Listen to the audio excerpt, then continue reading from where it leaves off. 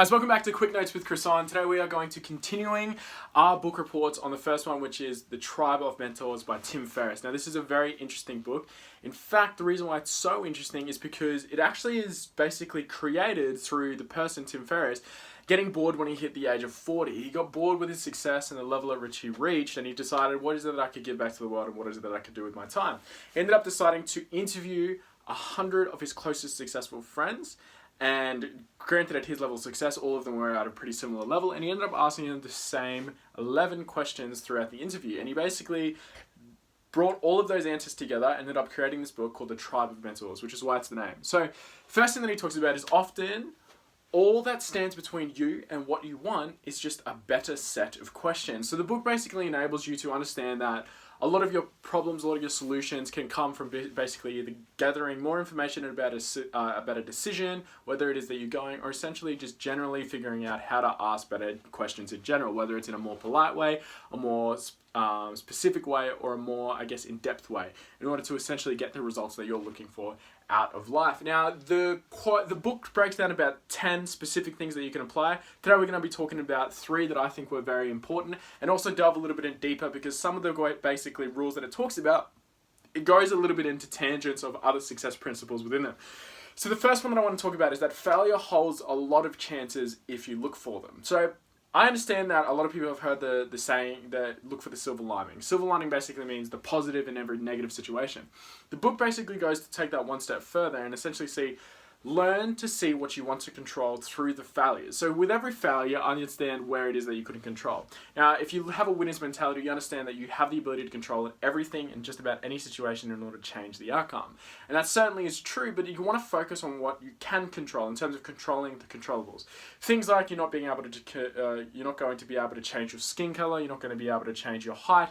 There's going to be certain setbacks and certain ways that you speak that are you're going to have to essentially learn how to handle versus overcome, because certain aspects won't allow you to do that, and understand what it is that you're able to control in these situations. Then put forward solutions to make sure that when that situation arrives again, there's no chance of you essentially failing or at least having the same outcome. The next one is figure out where it is that you need to improve. Whenever there is failure, you can always learn. I always talk about failing forward, because failing forward, there is so much learning within the doing that you sort of miss out on when you just have prior planning. If you look towards theory, it's only going to stay theory, and there's so many aspects towards the job, towards the action, that you simply will not ever be able to learn unless you do it. For example, shooting a basketball, you can only learn so much in theory. I can only tell you so much about it before you're just going to have to go out there and shoot a bunch before you start to learn and master the art of shooting. And that's the same way whenever it comes to business, whenever it comes to sport, whenever it comes to anything, your relationships, you have to learn through doing, specifically failing a bunch of times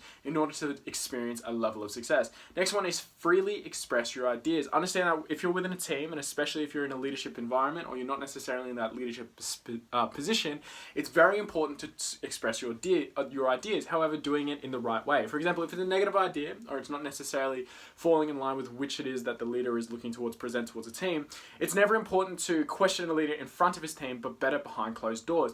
This doesn't let you disrespect him or lower the overall morale of the team, and maybe even towards you, depending on the situation that you're in. And it also gives the mentor, the leader's respect to you, because you're professional enough and showed him the respect of doing it behind closed doors rather than disagreeing with him in public.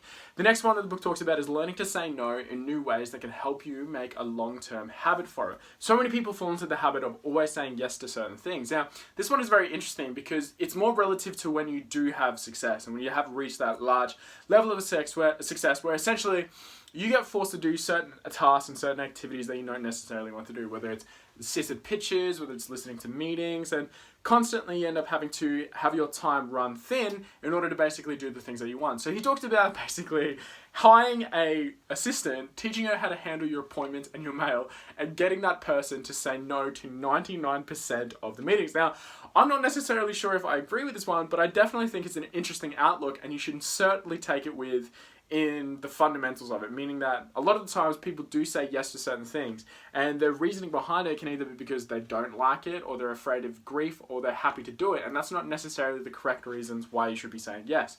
You should always be saying yes to activities if, one, they bring you happiness and you've already done the things that you need to do, or B, it progresses you closer to the goal that you're looking towards achieve. So you need to ask about whether or not you're thinking towards agreeing because you feel guilty or afraid, because those two reasons are not good reasons, and you should never be agreeing to a major business decision based on that. Next thing is next thing that it utilizes in order to make sure that you understand whether or not you're going to utilize this decision is, imagine if you've agreed to something and the next day when it's coming to happen, you're in a massive rush. If you're in a massive, huge rush, would you still want to go to this event? If the answer is no, then you probably shouldn't be doing it for the most part, unless it's progressing you closer towards your goal. In that case, no matter how much of a rush you're in, you should be wanting to do it.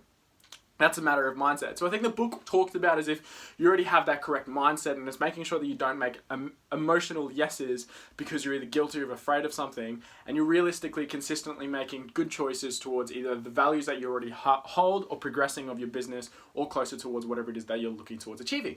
And I definitely think I agree with that. So many times I know, especially if you have social obligations or you're a very social person, you find yourself caught up in social outings that you don't necessarily want to be at, or you feel as if it's a waste of time because there are better things that you need to do on your plate. And this book basically prioritizes them, sets you up so you can have rules and I guess systems in place to ensure that you're not put in these awkward situations where you're forced to agree or be at these outings that you don't necessarily want to be in. The third one is always check why you should not take someone's advice, then decide if you'll listen. So many often, especially if you're a younger person who's moving into the business world or general sport or any type of enterprise, is that you find yourself having a lot of advice thrown at you by a bunch of different sources. Now, I suggest you combat this by picking your mentors carefully, only having one or two, seeing if you can have a financially connected in terms of investment process so that whatever your success is their success, and choose your mentors and only listen to them. The reason is because if you've read a lot of success books or self-help books, there are so many conflicting advice, and that basically there's a huge difference between general counsel and specific counsel. On top of that, if you're looking at your mentors from afar, for example, maybe Gary Vaynerchuk or Tony Robbins, you should definitely take that with a grain of salt because you don't know if it's relative to your industry. And on top of that, the thing about people who've become successful, who are these self-help gurus, did so by breaking the status quo decades ago. And generally speaking, in order to stay as part of the status quo, you have to consistently break opinions. And sometimes these success gurus are doing it not necessarily because they believe it, but just to stay relevant. So take your advice with a grain of salt, especially if it's from a distance. But for the most part, 80% is better than what you're already doing. So if you're just moving towards the success game, I highly suggest you just move into it. Take as much in as you possibly can. Still read books as much as you possibly can. But if you can, the best way to do it is plug into a mentor towards the industry that you're trying to break into. Then you'll be able to ensure that no matter what, the advice that you're giving is going to be consistently relative. It also talks about not being scared of sharing. So 9 out of 10 times when you share, the dream, goal, or idea gets expanded upon and further thinking goes towards it before it being stolen. So many people have, I guess, a misconception that if they share their dreams, it will be stolen. Now, yes, you should definitely be careful on who you share it to, not necessarily because they're going to steal it, but they might no more shut it down. I see that happen more often than not, where a person who has this entrepreneurial thinking, has this very success-minded thinking, or outside of the box thinking big, gets shut down by his or her environment. And I definitely think you should avoid this by picking and choosing carefully who it is that you choose to share your ideas with. But once you do find that circle, once you do find that group of people, that inner circle that you definitely can trust with your ideas, feel free to share. Because generally speaking, 9 out of 10 times, your ideas get expanded upon and a better solution gets put in place versus you thinking that the people are going to steal it. So trust is definitely very important.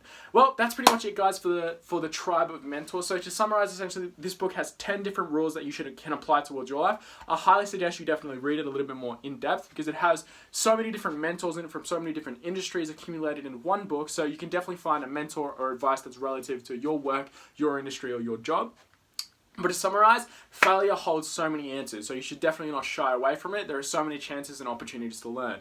Learning to say no, especially once you learn that level of success, I highly suggest you do it and make sure you make your decisions based on if you're progressing towards your happiness or increasing your values and beliefs. And finally, always check why you should always sometimes take advice. Be careful in the people that you do take advice from. I would suggest not having too many mentors or too many people that you do take advice from. Always plug into one or two and essentially take that as the be all and end all, and then basically judge your own decisions based on your own personal experiences. Then that way you'll accumulate, along with your own successes, your own basically rules and beliefs that you can apply towards yourself and duplicate the same thing. Always look toward duplicating leaders. There are 7 other quotes that I definitely think you guys should read up on in order to basically figure out which one applies better to you within the industry. But other than that, guys, that was it for Quick Notes with Chris on the Tribe of Mentors by Tim Ferris. don't stop there whenever it comes to improvement. Keep looking towards reading books and watching the other videos that we do have on the channel to put yourself in a better position for success. But if you like what we're talking about, like, comment, subscribe, share with a friend if you think that they're going to be able to be helped by this video. I'm Chris and I'll see you guys in the next one.